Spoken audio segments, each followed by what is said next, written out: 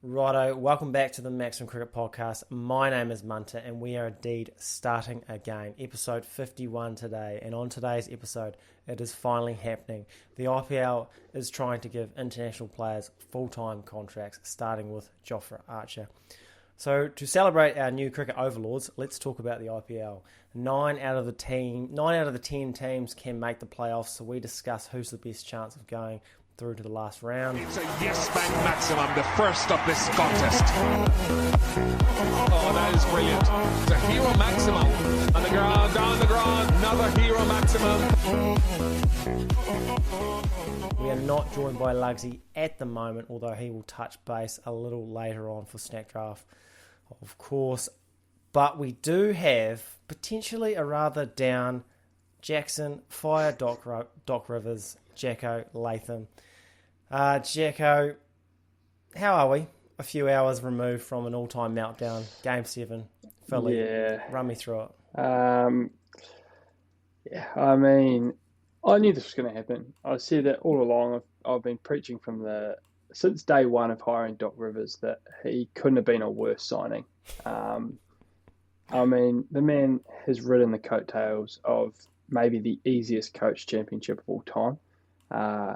The Maximum Cricket Podcast probably could have got that Celtics team over the line at the time. I mean, they had just unbelievable team, and Doc's record since then is horrific. So, yeah, the writing was on the wall. Harden's a cat, Embiid's too big, gets gassed. Tyrese Maxey's the future, and trade them all for picks. The process starts again. You want to go through that again, yeah? Yeah. Well, it's got to be better than this. It's got to be better than losing in the second round. It's all right losing. Yeah. It's all right losing if it's a plan. Like if that's the plan, like you can accept that. But it's when you're expected to win, that's tough. But Harden, what 9 points? And I mean, Harden 0 fourth quarter points in games 5, 6, and 7.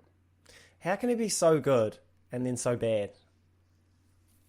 I don't know. It's bad. He's a mouse. It's bad coaching. I mean, under that beard would be the weakest chin of all time, probably. Hence why he's grown it. So, yeah. I mean, tough day. The office, I couldn't have been more down in the office. I went into a meeting at, I think it was 60, 58 or like close. Came out of the meeting and we'd lost by 40. So, yeah. Tough to handle. Like, these things are going to happen, but you've just still got to watch it happen and deal with it. So, yeah, I mean, to some mates, I famously put together a top 10 disgraceful moments of the process 363 days ago after we lost to the Heat. So, yeah, that's got some updating to do. And, yeah, if the listeners want it, I'll share it this week on the socials. But, yeah, tough day to be a Sixers fan. I tell you what, it could be worse though. You could be a Wolves fan like myself. So let's look at the bright side. Yeah, it's tough. Yeah, my friend who is also a diehard Wolves fan called us the Wolves of the second round. So that hurt pretty bad. Yeah, it's tough. It was salt in the wound. Who's Rudy Gobert in that situation? Embiid. Tobias Harris. Jokic MVP.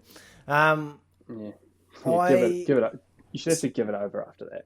Yeah. So yes. Speaking of like being a cat, I think I'm a little bit of a cat myself, and a little bit disappointed in myself. And I'll tell you why. Because I had a pretty chilled weekend, as you do. You got your Mother's Day stuff. You're looking after the wife now. Then you're paying respects. You got your own mothers. Nicole's mother. But the real excitement was probably yesterday afternoon when all of a sudden it got a little gloomy, quite fast in Dunedin. I was walking my grandmother back to the car when thunder and lightning hit Dunedin for a minute. And I swear to God, it was like a bomb went off. I've never been so close to lightning and thunder in my life. Now, Jesus. Now it's like we're talking like this is fight or flight mode. And you like to think that... Yeah. I was a hero and like jumped in front of my like grandmother to make sure I took the hit, but no, I dropped to the deck like a cat. So left my elderly grandmother for dead. So that's a pretty tough to sort of turn that around. But there you go. Yeah, that is tough. But hey, fight or flight mode, that all kicks in. No, very good. I thought you were going to walk back your Mumbai Indians and Chennai Super King take there, but it's coming. It's coming. It's probably a nice segue into our IPL finals preview, actually. Yeah, do we want to go there? Do we want to go there first? Because we'll go there first. Actually, you know what? Let's go there. Let's scroll down here. Let's let's get into it. I tell you what, and while we're getting there, we'll save the basketball for another day. Yeah, it'll come back up with the picks. Come back up with the picks. So, yeah, as you're saying, the IPL playoffs they're almost here. And I will preface this by saying we're recording before Gujarat versus the Sunrisers. So if we miss anything, we apologise. I think looking at the top four as it stands, you probably need a minimum of 14 points to have a chance of the playoffs. Then you'll need some results to go your own way, net run rate, etc., etc. So just a wee lay of the land. We've got Gujarat on 16 points with 2 games to play. Chennai on 15 with 1. Mumbai on 14 with 2 to play. Lucknow on 13 with 2 to play. RCB and Punjab Kings 11 on 12 with 2. And Calcutta and Rajasthan on 12 also, but they've only got 1. So that's 6 teams within 1 win of each other. Even the Sunrisers technically have a chance if they win all 3 games, but I'm going to go on a limb and say they won't, because I think they're a shambles.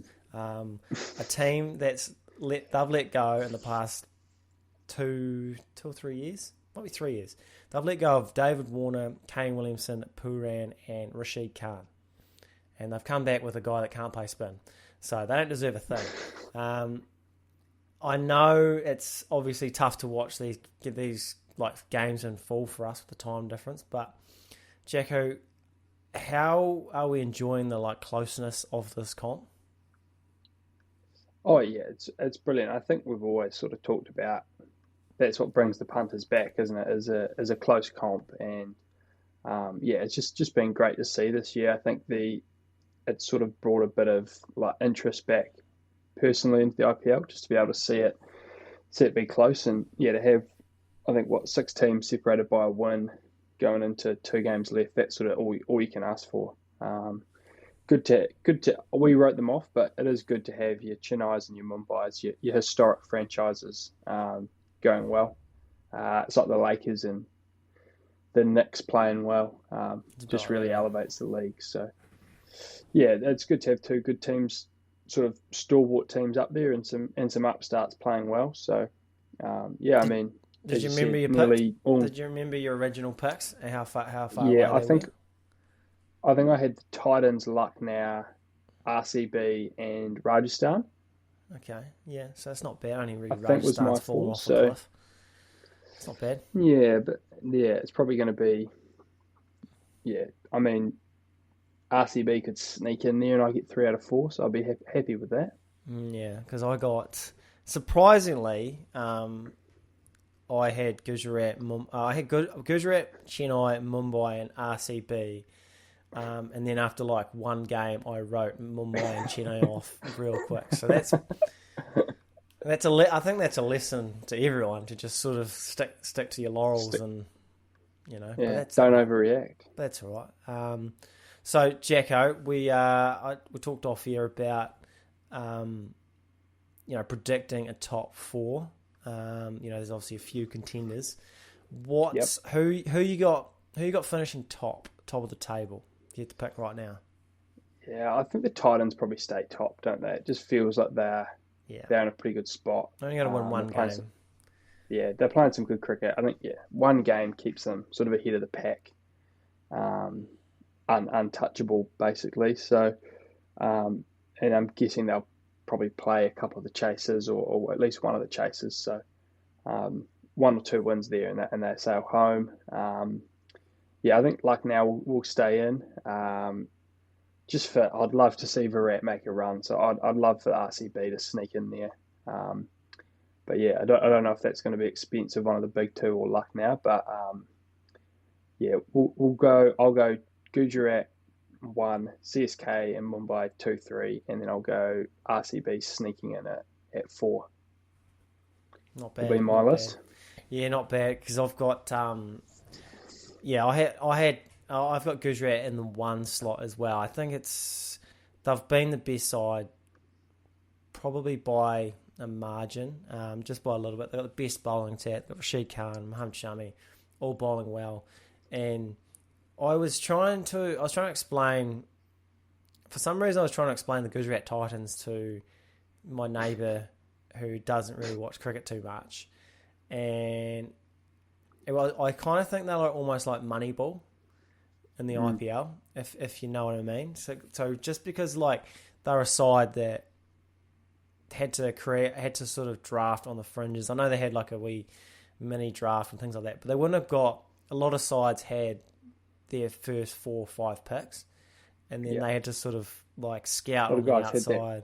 Had some retention there as well, didn't they? Yeah, so I mean, players. I don't know how they've come away with Hardik Pandya and Rashid Khan in that, but then to pick up guys like a Josh Little from Ireland, they've got that other leg spinner from Afghanistan. Like that's pretty top scouting. Like I've talked during the week about guys like spending a shitload of money on the hot new flavour like Sam Curran and Harry Brook, and it doesn't really go anywhere. But then if you just spend a little bit of money, like you can sort of buy 3 good players with the same price of a Sam Curran and sort of thing like that. So I'm quite impressed. I kind of want to see them go far. So I'll get them in the 1, and I'm actually gonna go Mumbai at the 2. I think they're going to make a charge. At the moment, they're third. They've got 14 points, 7 and 5. They've got Lucknow away and the Sunrisers at home. Their bowling isn't incredible, but it's the batting on their day. If they all click, like no one can stop them. Like Sky making that 100 against Gujarat, as I said, the best attack in the comp. When someone like Sky goes, no one can stop him. So it's all over. Yeah. I think he's going to make a big charge. And I've got Chennai in the 3. So I wrote them off pretty quick, to be fair. Called the mould. Probably there's a little bit of like Cinderella with Chennai as well, where they're kind of, you feel like there's a little bit of a send off for Dhoni, you know what I mean? Yeah. Like they're gonna rally, like one last hurrah. Like he's batting at 8. He's only batting, he only wants to bat like 10 balls if possible. Can't relate. Never really had a choice, to be fair. But and obviously the big one is, Conway.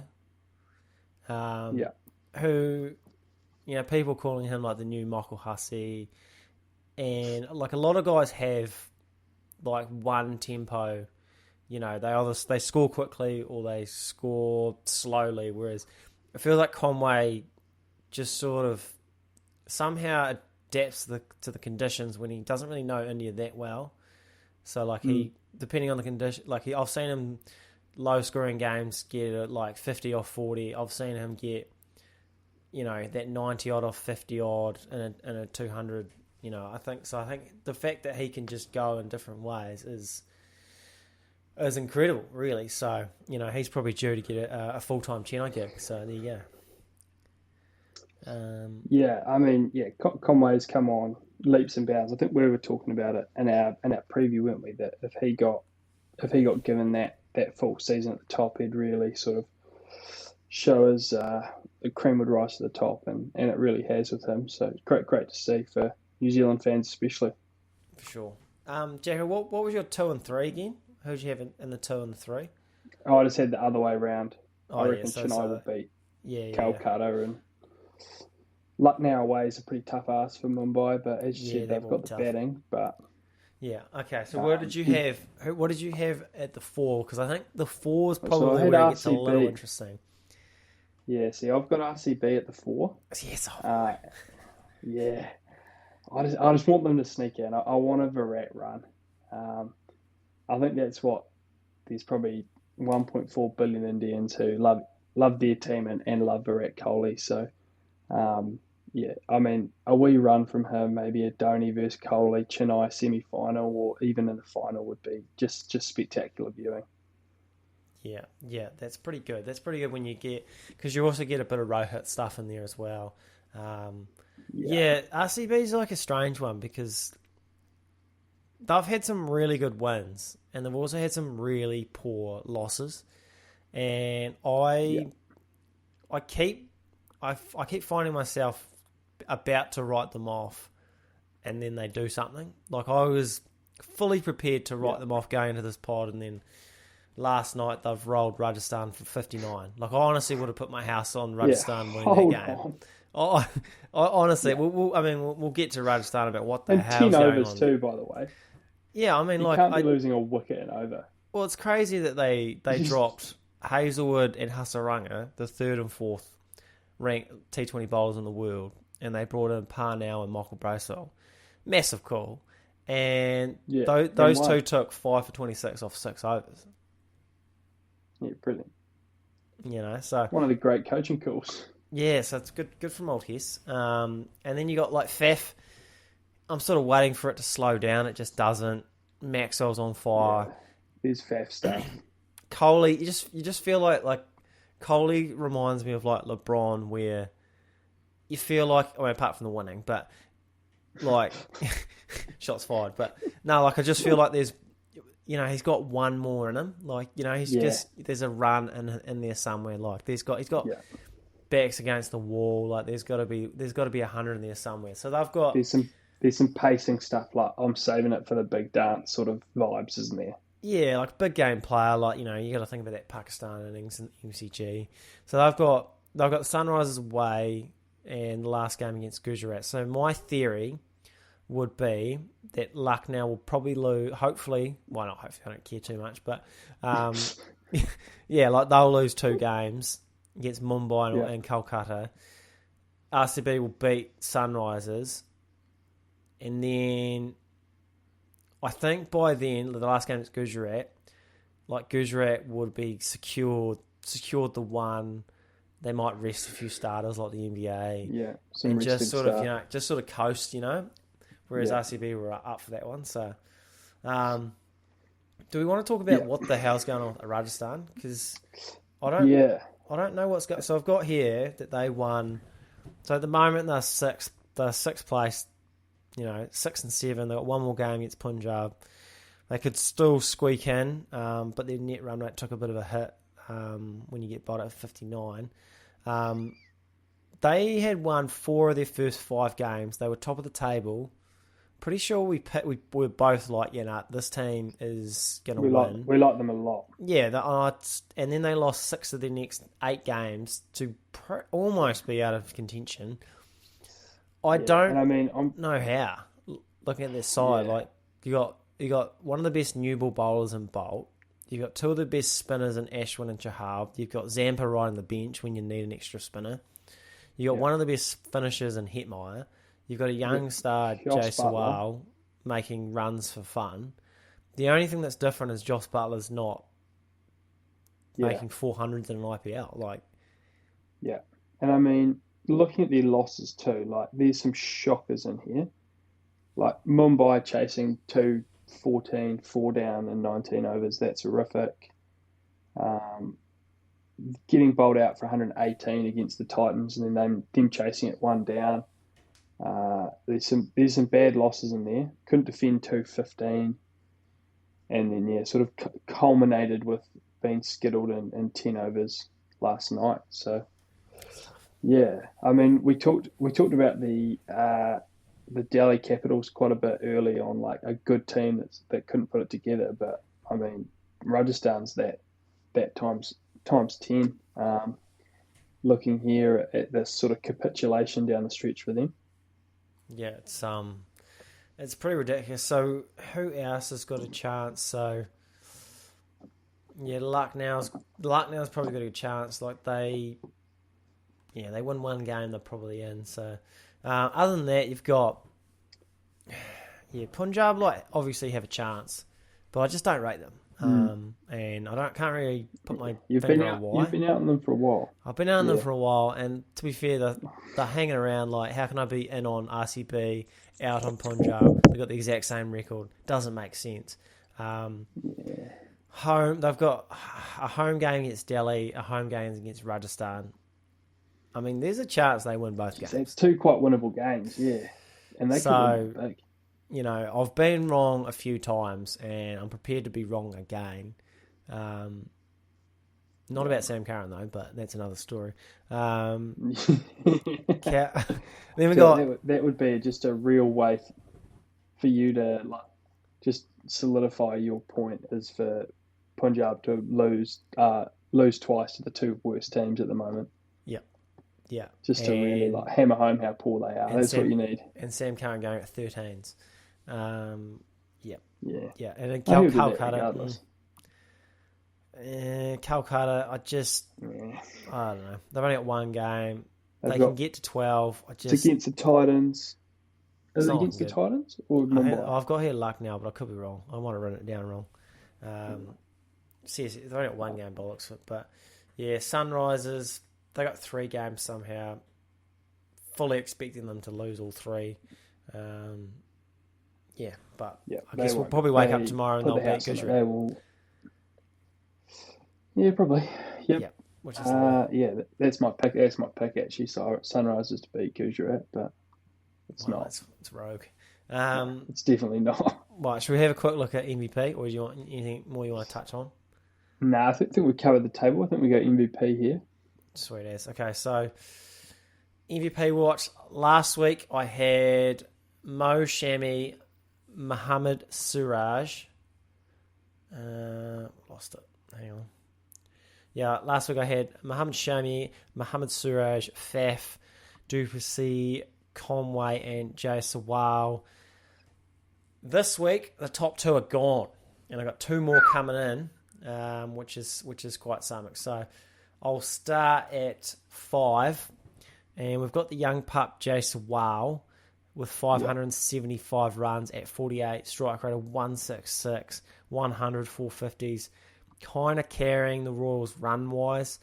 Fastest 50 in the IPL history at 13 rocks. He's only 21. Probably the only knock is he's got a losing record. So that's if we're being consistent with being a winning side, he's got to lose a couple of knocks. But it's not his fault, is it? Number 4, we've got Rashid Khan making an appearance from the Titans. Most wickets in the IPL, 23 wickets at 16.8, economy rate of 8. The other night, made 70 off 20 and took 4 for 30 in one game. They lost convincingly, which is something. What did you think about, it was quite something where they got absolute pants and, Rashid Khan's, posting, about last night because he did really well, but his team got absolutely slaughtered. Questionable. Helps. Questionable. Helps when you're on top and you've had a day like that. Probably walked into the sheds, given out a wee, just a little bit of help, boys, would have been nice. Fucking sort of thing. danger, boys. Just not. Yeah, I mean, there's nothing worse in cricket than losing, but there's nothing better than doing well when you lose because you can not sit there smugly because losing shit and everyone hates it.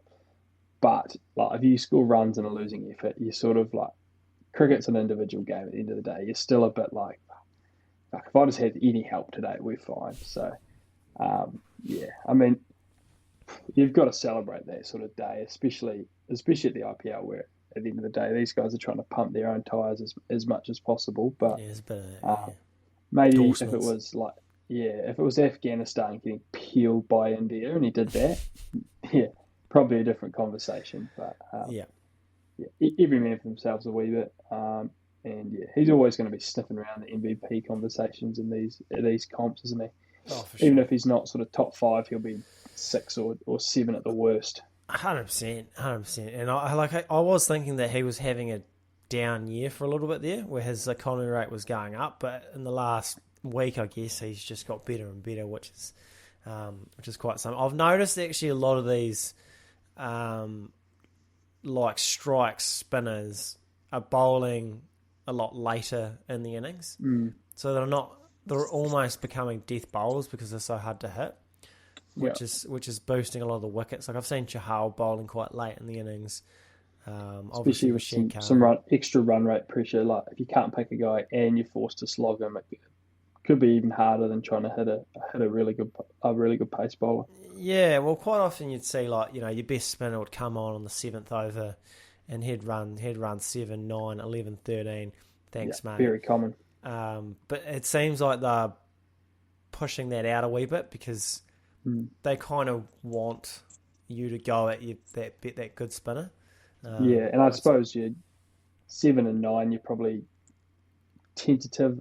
not tentative, but probably the slowest you'll bat throughout the whole sort of innings, just some take stock after the power play. So you can probably get away with your number 2 spinner bowling that. Yeah, 100%.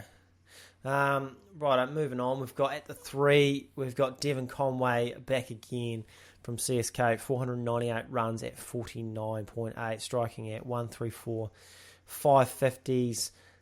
The strike rate seems low, but they've played a lot of low-scoring games as well. And like I was saying before, he's getting the job done. Yeah, so he's getting the job done. So it's like he just assesses the conditions incredibly well. It's like he's Indian.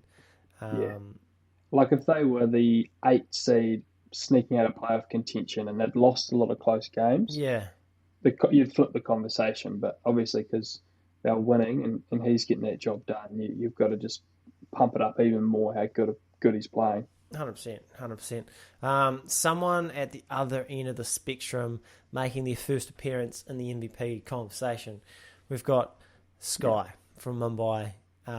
479 runs. He had to come at some point. 479 runs at 44, which is it's okay, but when you're striking it at 190, so high. And he's got 100 450s. I've got a stat here from the 5 times that Sky's passed 50.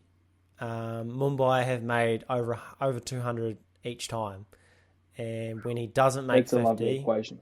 When he doesn't make 50, they don't pass 200. So that shows. I mean, if that doesn't show value, like there's a very strong argument he's number 1 here. But I think, there's one. It's hard to knock. Like Faf off his perch just yet, but if Sky keeps going, like he is without doubt the best T20 batter I've ever seen. Yeah, like especially if Mumbai go on a run here, he's 1 of 1. Yeah, like the way he took down Gujarat, like I said, one of the best T20 attacks assembled. It was incredible. You can't bowl to anyone. Like when he's playing Ricky Ponting cricket cover drives over third man for 6, and then he's scooping. Like it's incredible to watch. The only person I can think of that's similar is like a Joss Butler, but even he doesn't just always score quickly. Like you can't slow Sky down at all. You just have to get him out. You have to hope he gets out early, otherwise you're screwed. 190 is so high to be averaging that many. Yeah, for sure. As I said, he was very close, and I've got at the 1, which he's been knocking on this door for a bit. It's Faf du Plessis, 631 runs at 57, striking a very competitive 154, 750s in 12 innings, most runs in the comp. Like the record, the record's not amazing at 6 and 6, but they're still in it. And it's largely to him and the consistency he's shown against spin, pace, at his age it's incredible. Yeah, sort of feels like a low seed Thunder Russell Westbrook MVP year. Yeah, it's a good one. Like really, really, really exceptional individually. His team might not quite be there, but he's keeping them in it. That's what it sort of feels like for me. Just that him being the best version of Faf is what's keeping them in this comp. And he's number 1 until they don't make the playoffs, and then we'll be crowning Sky probably. in a week's time. Yeah, I think it's starting to, like, not to bring up the Embiid again, like Embiid Jokic, but you know how it starts to become like a conversation between a couple of people, two, three people. I think now, with a couple of games to go, I think it's between Faf and Sky. Yeah, it's a 2-horse race. It's a 2-horse race. Like Conway's a shout, but I think Faf's doing everything Conway's doing, but a little bit better, if that makes sense. So yeah, well, he's scored more, he's averaging more, and he's striking slightly higher. So it's sort of it's the exact role, but better. yeah, I think if Sky if he has one more big knock on him, it's probably overwhelming for me. Anything else? Should we do our picks and then should we do some club country stuff, or do you want to do club country first? Should we do club country first? Yeah, right, let's do that. Yeah, okay, alright, let's bit of club versus country yarn rearing its ugly head yet again. There's a few stories developing over the past wee while, which is set to further put a stranglehold of franchise cricket over the international game. We'll start with Jofra Archer and the Mumbai Indians deal that has reportedly been offered to him. The deal has been reported around £1 million a year, which would effectively mean if Archer was to play for England again, it would be at the Mumbai Indians franchise discretion.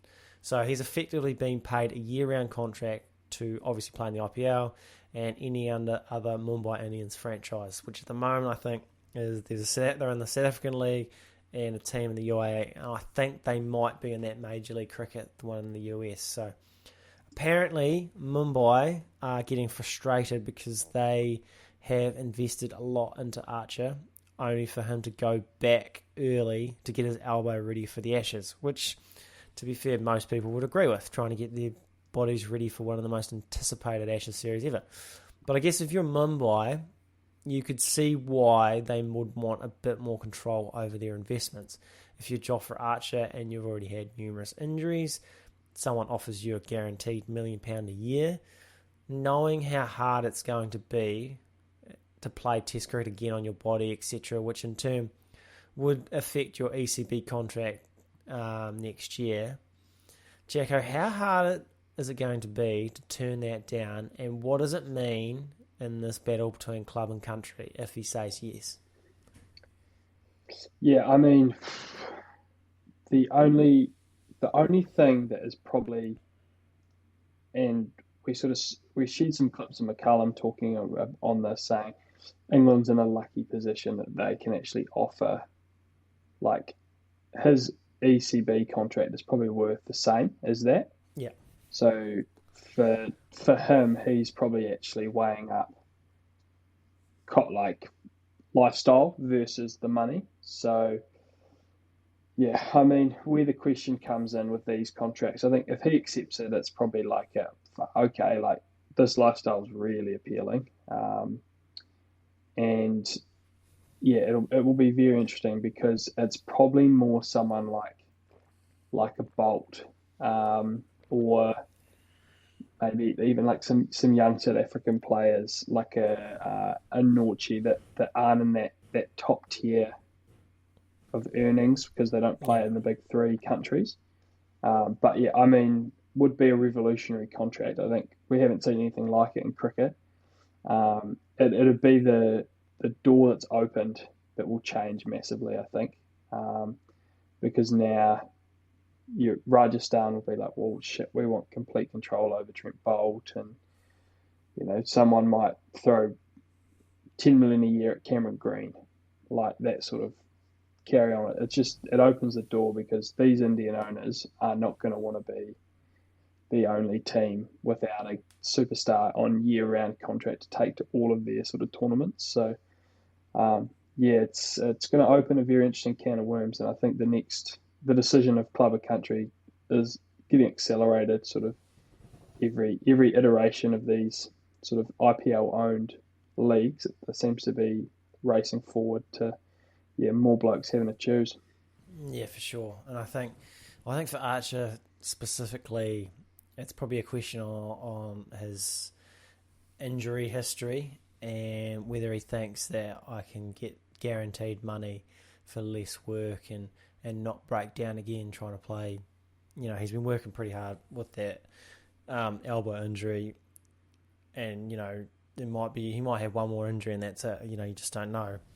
And you mentioned, I guess the other thing I was thinking about is the cricket boards are probably a bit more lenient with where you can play. I do wonder what it would be like if a Indian franchise was your employer full time, what they would be like.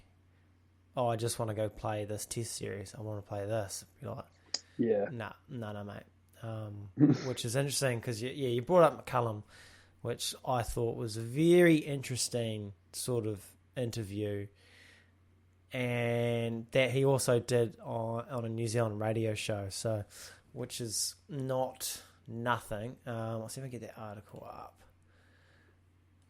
What's he got? So he basically said that boards must work with the leagues so that best players remain available. He said they'd be naive to assume that stars are going to turn down these long-term contracts, especially like he said, if the money gets up and up. I think, and obviously McCullum is talking about Archer's deal and how it affects him and the players. But there's a particular quote there about boards working with leagues and players and allowing players to have their cake and eat it too, which, off topic, I don't really understand that saying, but, that's neither here nor there. Yeah. But I've never had my cake and not eaten it. Yeah, I don't understand. Like, do you just have the cake and you just leave it there? Like, why else would you have the cake? Like, it's cake, I'm going to eat it. Yeah, I'll be having cake. Yeah, for sure. So back to McCullum. Yeah, back to McCullum. But it, whether it was intentional or not, it felt like it was a shot at New Zealand cricket and their handling of Trent Boult. Maybe it was, maybe it wasn't. But basically, him saying that you should want your best players playing, and Trent Boult is not playing for the Black Caps, or hasn't been. It's hard to think that conversation wasn't about Boult, considering it was on a New Zealand radio show. Am I stretching, or what's your take?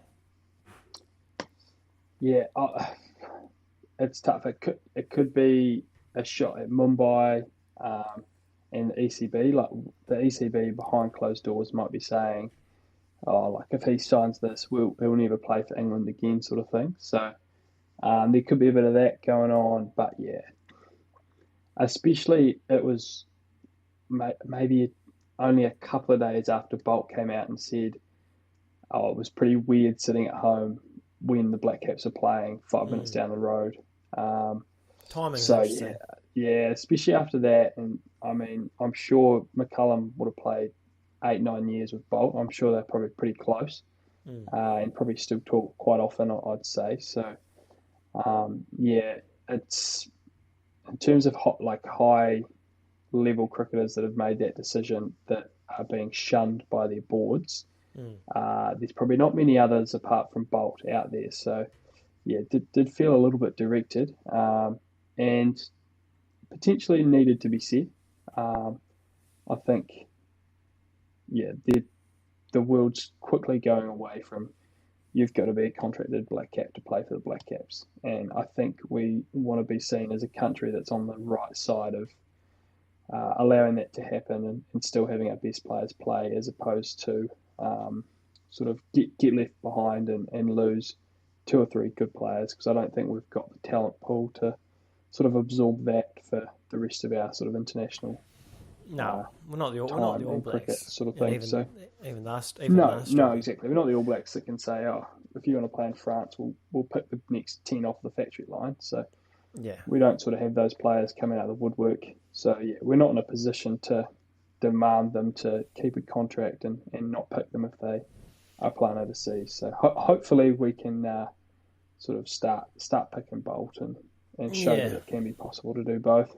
Yeah, because you mentioned, obviously we're talking about Boult, and he's sort of come up when he had that article in Cricket Info where obviously that it felt weird there being a test down the road and he couldn't play. And he said he obviously hopes that he's going to play in the World Cup and Test cricket as well. And it is positive that outgoing CEO of New Zealand Cricket, David White, basically said that Bolt will be there at the World Cup, but for some reason didn't seem as interested in Test cricket, which I found interesting. So I'll ask you, Jacko. Well, first of all, like, what are your thoughts on like Bolt being available at the World Cup? Obviously, it's a plus for everyone, isn't it? Yeah, it's a no-brainer. And I think he's already shown his ability to play in India. I don't think we have anyone close to his level of experience in India alone, let alone in white ball cricket. He's been our premier bowler for the last 10 years. So, and to throw his just like consistently performing in the IPL and playing there.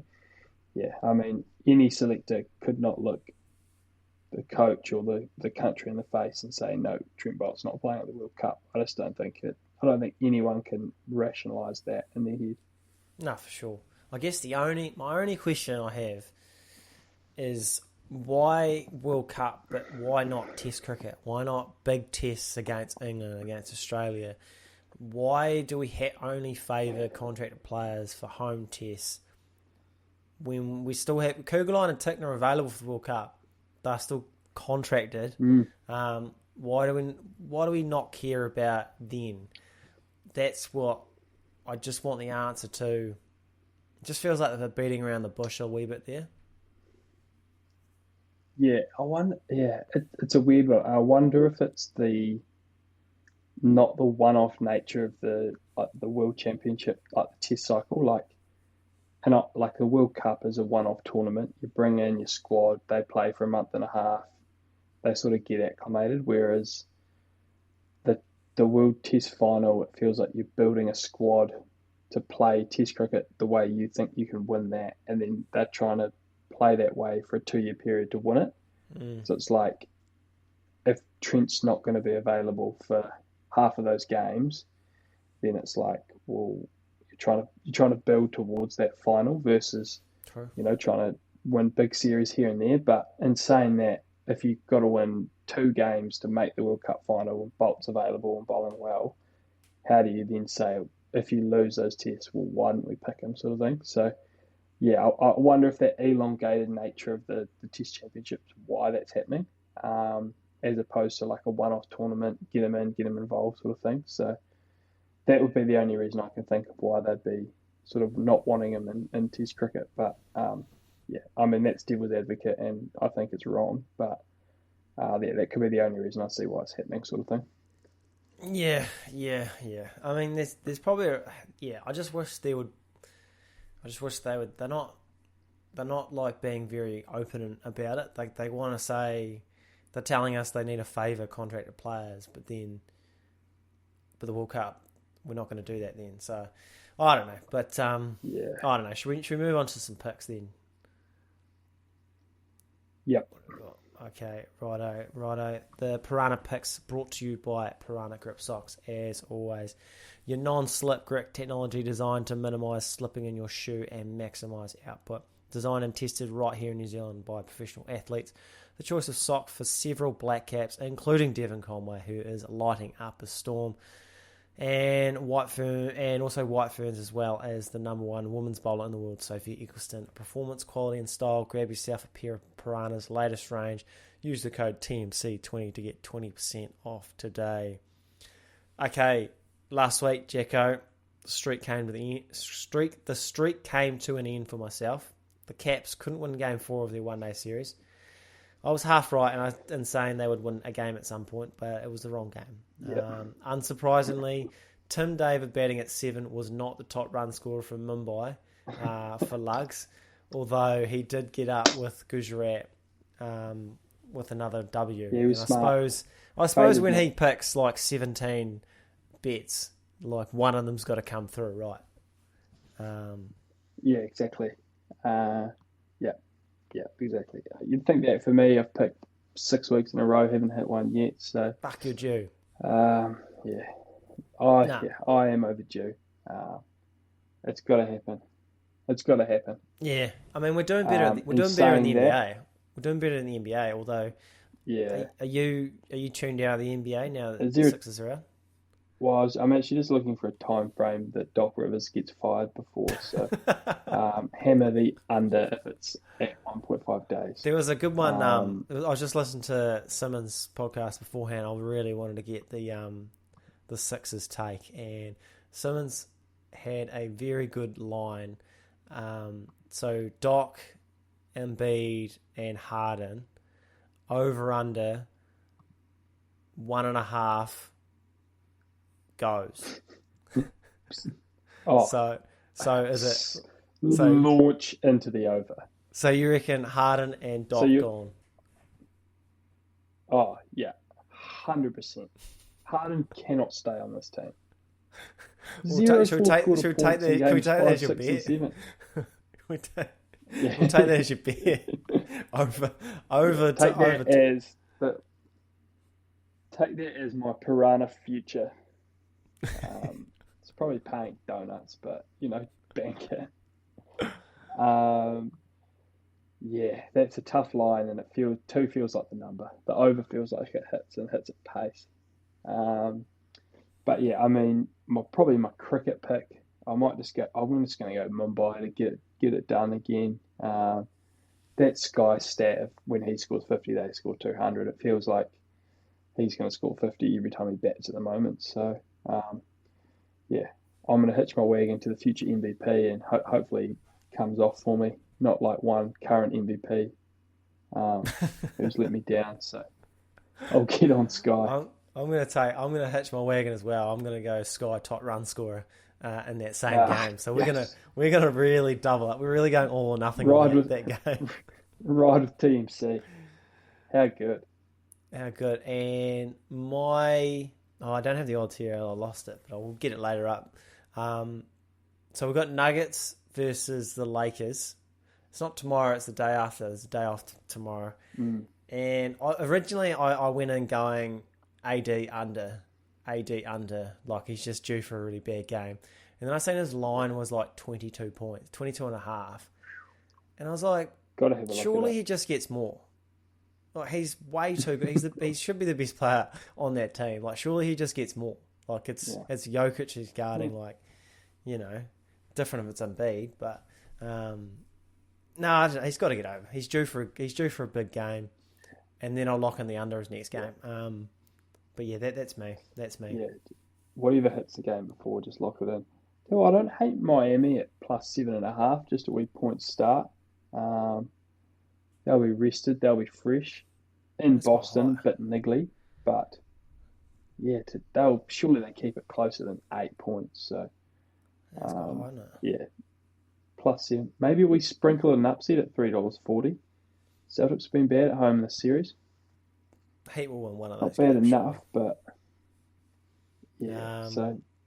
That's probably my actual sprinkle. Okay, lads, snack draft. Good to have Simon back on board for the snack draft. He was unavailable for most of the pod, but very keen to discuss his return to the top, I bet. Lugsy, we talked last week about myself having the heist of the century, but I think this one tops it. I was sitting pretty with a 2-vote lead going to bed. Lugsy must have called in a few favours while we were asleep or something, because he's run away with the next 6 votes unanswered to take a famous victory. If I was Seth Rollins last week, then Lugsy was Edge when he lost his WWE title in the Elimination Chamber, and then in the next Elimination Chamber he takes out Kofi Kingston and somehow wins that match. Like, I don't know if you remember that, but that was wild. That was wild. I Edge. do, yeah. That was wild Edge stuff. So that's what you remind me of. So, Lugsy, I hope you thank Jen for her performance on that draft. I think you'll find actually not only did I not call in favours, I didn't even vote myself. I don't know if you can hear that music though. I don't know if you can see what's happening here, but the chair's actually back. Bring him back. So, Edge is taking his title, all right. Oh, that's very poetic right now. Very poetic, actually. A very rated That rated will R be worn superstar. Right? Friday and Saturday. What's that? I said that will be worn once I start drinking Friday and won't be taken off till Sunday. For sure. Yeah. For sure. Well, and before we move on, I just wanted to give Jacko the floor a little bit. Copped a little bit of heat recently, Jacko, on your performance in the draft. Undeserved. Do you want to respond? Yeah, I mean, I don't know. Obviously, I got a worse version of the caramel slice and a worse version of the cheese option, and I've been eviscerated for it online. So, yeah, love to get a listener in to try and draft and weigh up the public interest with their own favourites. I think if that was my order, I'd be pretty stoked. So, yeah, it's as Simon always says, you got to stick to what you want to eat and go from there. But a lot easier on one end of the phone than the other. We'll say that. We will say, like, I think people don't seem to realise that this is the cream of the crop. This is, we're splitting hairs. Like it's tough to get a win against this level of competition. Like it's not any Joe Blogg can just rock up to the draft and compete at the highest level. So I will bet we Jacko. wouldn't want the podcast getting any bigger because we're just not going to handle criticism well, are we? No, I'm not willing to hear a negative word. We're about to lose fans. I was wondering why the followers keep like fluctuating. It's just guys are sending out like Jacko's fucking abusing people or something. Oh yeah, I've got about 8 burners having a real crack at anyone in the comments. Yeah, Leave Jacko alone. In all seriousness, no, it is good to be polarising. Obviously, I haven't picked well, but at least people are listening and sending their thoughts in, so that's all we can ask for. That's good. That's good. Right, let's move on to this week.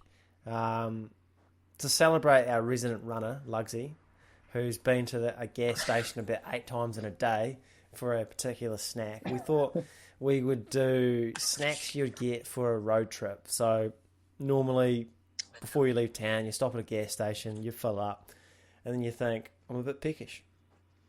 Let's pick up some snacks. What do you get?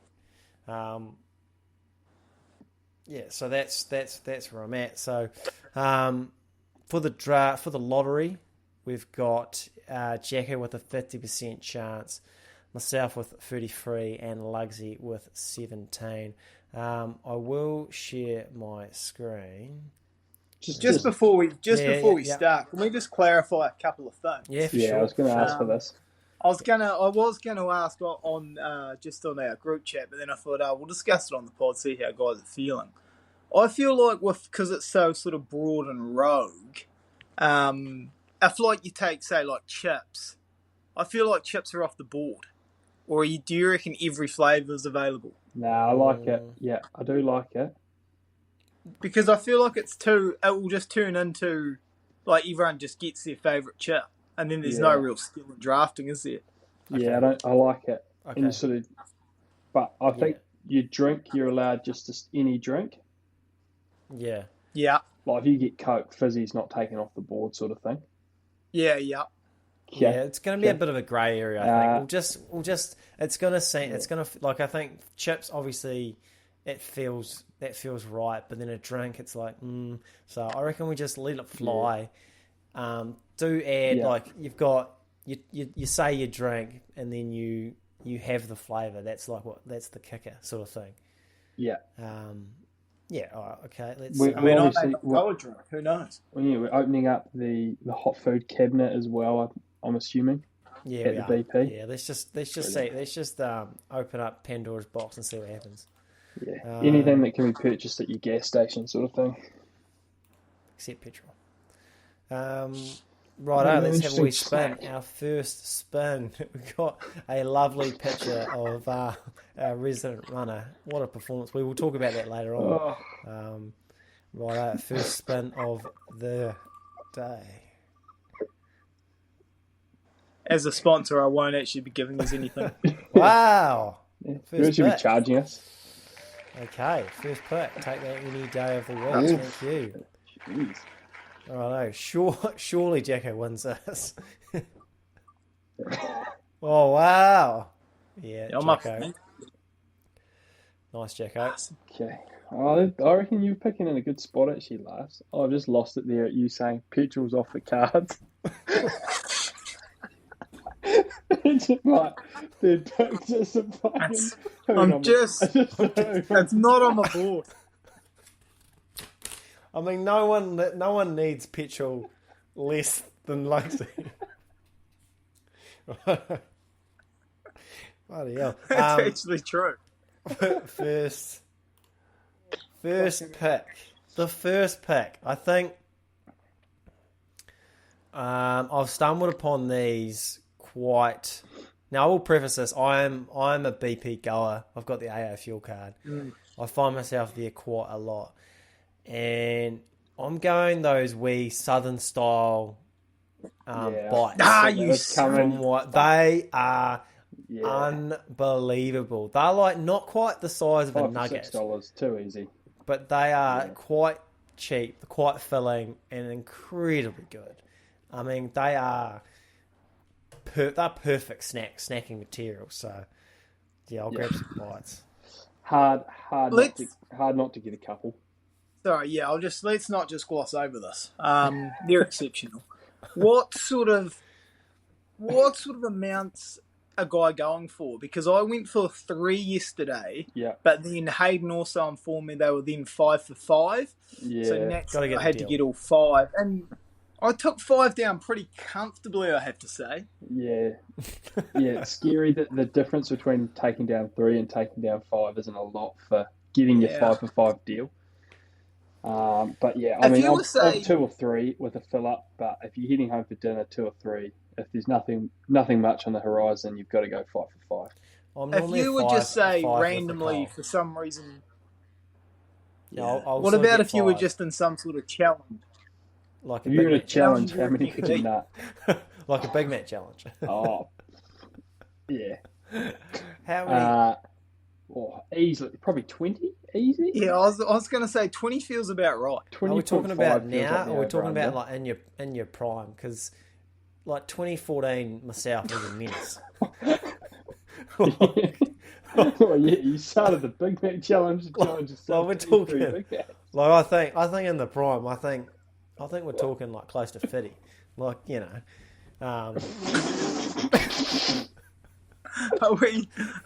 Are we talking if you were bulking and missed half a meal? Or? Yeah. I'm talking about starving yourself all day for one meal, and then destroying Big Macs in 15 minutes. Yeah, that's right. Yeah. I mean, we got sidetracked there. Jacko, it's a great pick. No, they're brilliant. Jacko, what are you? Is it you? It's a great pick. Yeah, it is you. Yeah. I'll stick with the hot food here, and I'll get. I'm a BP guy myself, and I'll get the only thing that can probably compete with that. Your road trip sort of starts off about lunchtime. Maybe there's a bit of dust lingering from the night before, and the only thing you can go to cure that is the steak and cheese, the gourmet steak and cheese if you're feeling lucky. But yeah, the BP steak and cheese in particular, it's very good. So have to get a steak and cheese pie in there for your roadie. It might be the best steak and cheese in town. It's sensational BP. Consistent too, consistently good. This may not surprise anyone. I'm not a BP or a Z goer. But as you did 8 times sounds like you were a Z goer last night. Well, as pointed out, I spent about $40 at the Z yesterday, and naturally I didn't get any petrol. So there was a lot of fun sport on snacks. I feel like when we're talking road trip, I've just got to take the 2 biggest. I mean, this is where being in that third posse actually helps, because I feel like I've just got to grab the 2 absolute essentials. You're going on a road trip. You got to grab a bag of Lows and you got to grab a bag of chips. Yeah, that's great picking. You got to, you keep the kids happy if you've got the kids. you keep all, everyone, if you've got a group of, tends to be around 3 to 4 years, you got to grab a bit of everything, share it round. So I'll go the snake lolly. I'll stay consistent. The snake lolly and the wakachangi chip. Two huge picks, I feel, for a roadie. Yeah, that's a great picking. So chips and lollies off the board completely. That's tough. And naturally, I mean, as we're at a gas station, that has unfortunately cost me $19.50. But hey, I was waiting for roadie, yeah. Lugsy's next pick is going to be drinks, and he's going to take off every liquid. That's what we're dealing with at the moment. Really, sort of general. Yeah, geez, it's really put me in a bit of a vice. I was hoping one of those two would swing and you'd go for your favourite drink of all time, but yeah, I'll probably have to get it here and just get a Coke, a pint of Coke. It's a good combo. It's a deadly combo. It's pretty deadly, and I mean, it's probably more something you're hitting at the start of the roadie as opposed to something ongoing. But if you're the driver, you need that little hit. You need a bit of food. You need a wee drink to sip away on. So, yeah, pint of Coke to start your day. No matter the time on a roadie, you can justify that. So, great start to any roadie. Steak and cheese and a Coke. We fat cunt combo. Yeah. Should always be $5. Always. Unbelievable. Yeah, that's a pretty good. That's probably one of the best liquids. So I'm probably going to have to move in a different direction. As a father and a guy that works a lot of random shifts, sleep is difficult at times, and sometimes you just need a hit. Quite often you need a hit for a long drive, and that's a coffee. You need a coffee from your barista. Flat white would be my choosing. Yeah, it's just a fantastic liquid. Gets the body going. Yeah, it's a good option. BP surprisingly good coffee at a wild. It is actually pretty good, to be fair. You get the. It's good enough. Yeah, you buy what is it? You buy 10, you buy 9, you get a free one. It's all good stuff. Okay, so my last one. How good's a deal like that, eh? Oh, kids you coming back. Yeah. Okay, so I will go another food option. Pies off the table. So pie is off the table, because I just want to mention another good option, but I won't take it. The butter chicken pies. Just a PSA. The butter chicken pies are very, very good at Wild Bean. I'm a big fan of those, personally. But obviously we can't go there. Oh, ever since they've brought in donuts to BP, it's been a massive game changer. I absolutely love the donuts at BP. They are sensational. Particular, I'd be going a wee custard chocolate option. We filled donut. That's for me. So I'll round out my 3 with a donut. So I've got a donut, bites, and a flat white. I'm pretty happy with that. Yeah, it's not bad. Good balance. Good balance.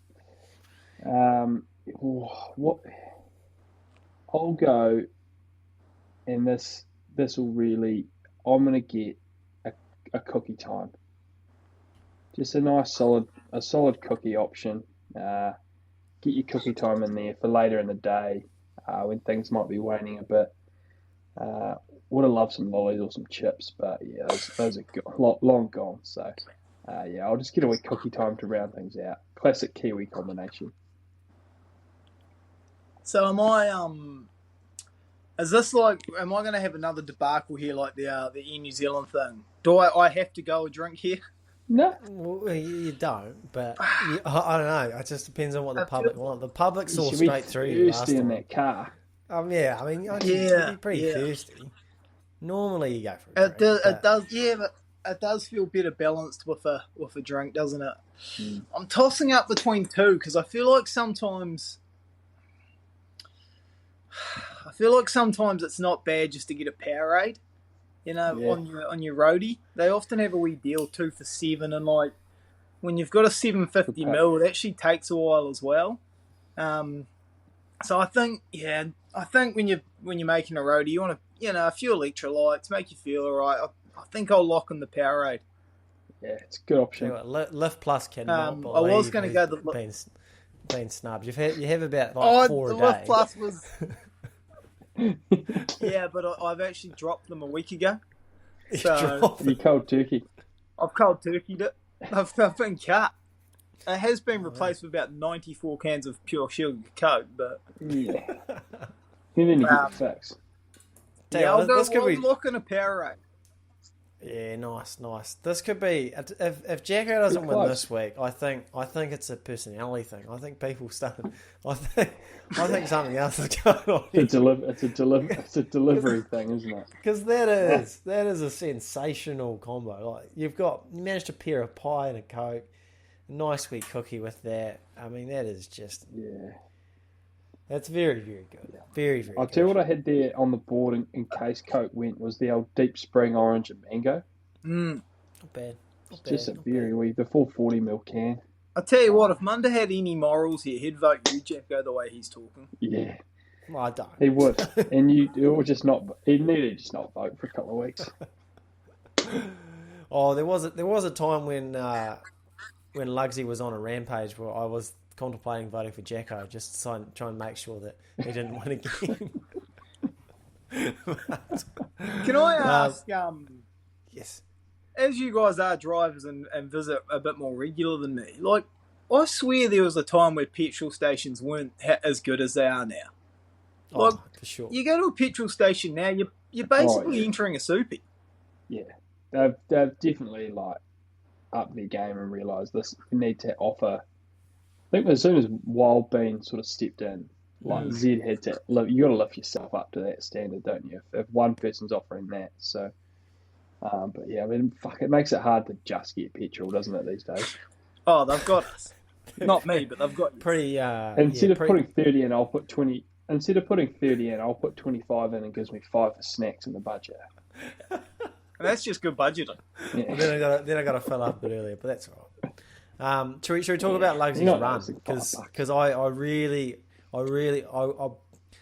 been saving this for a while, but I must admit, like, I didn't know you were doing your ultra marathon, and then you snapped us this photo in our group chat of you doing a 100k run, like a mapped run, like it was just a Saturday morning run, and I was like, who the fuck just goes for a casual 8-hour run?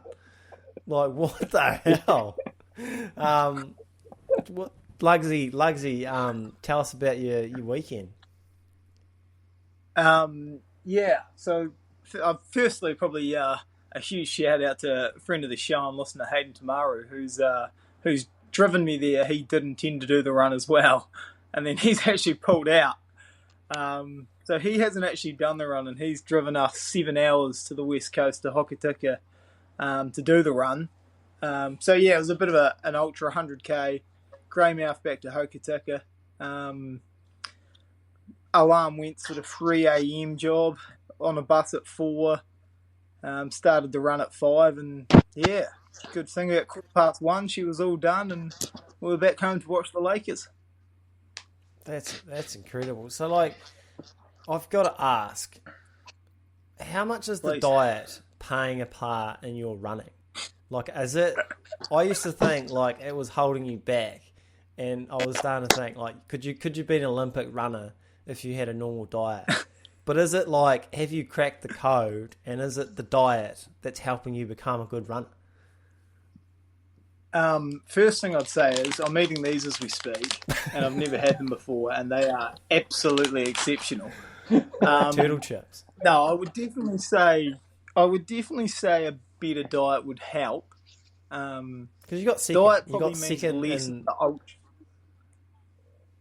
You got second place I'd say, South Highlands. I'll tell you what, and that guy that won certainly didn't have my body. He was looking shredded. Well, how far off were you? I would say the diet meant, good way, good half an hour. He actually, there was a big thing out there. If anyone broke 8 hours, they got 10 grand. So he came down basically solely to break that, and he ended up doing like 7:44. What did you get? Yeah, it was pretty cool. It was just 8:13.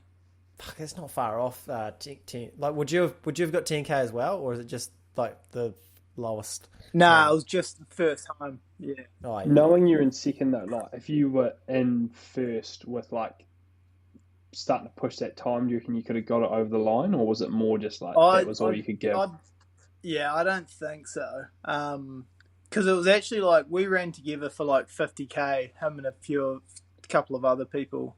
And once he didn't like take off, but once he sort of got ahead, it actually relaxed me a lot.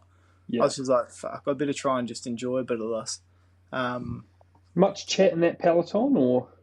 Oh, but yeah, a bit of chat, like, because we were together for quite a while. Like, it's not like like a normal run where you sprint off and go hard. It's sort of pretty slow and controlled there for a long time.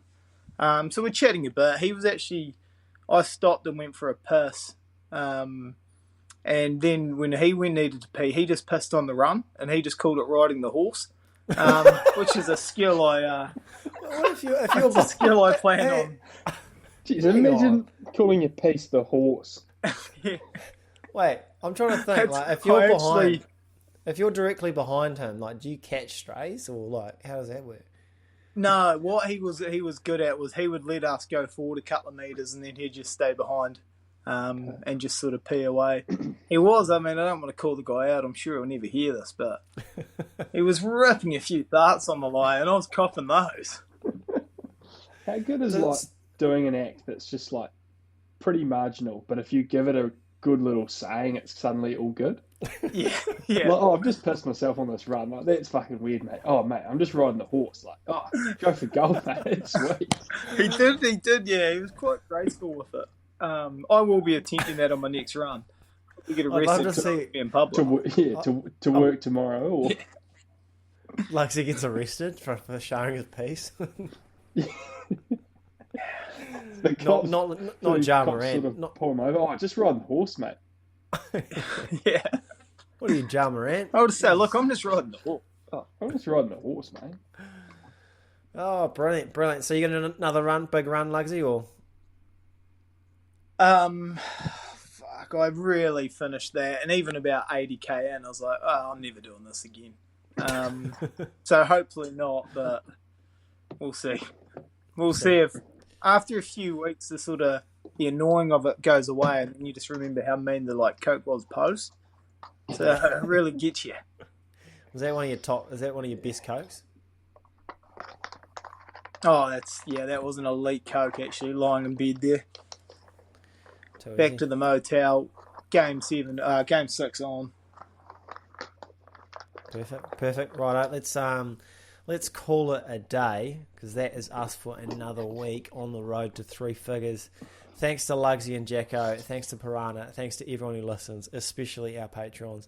If you like what we do, have a look at Patreon, support us, or chuck us a like, subscribe, a rating or review even. And we'll catch you next week.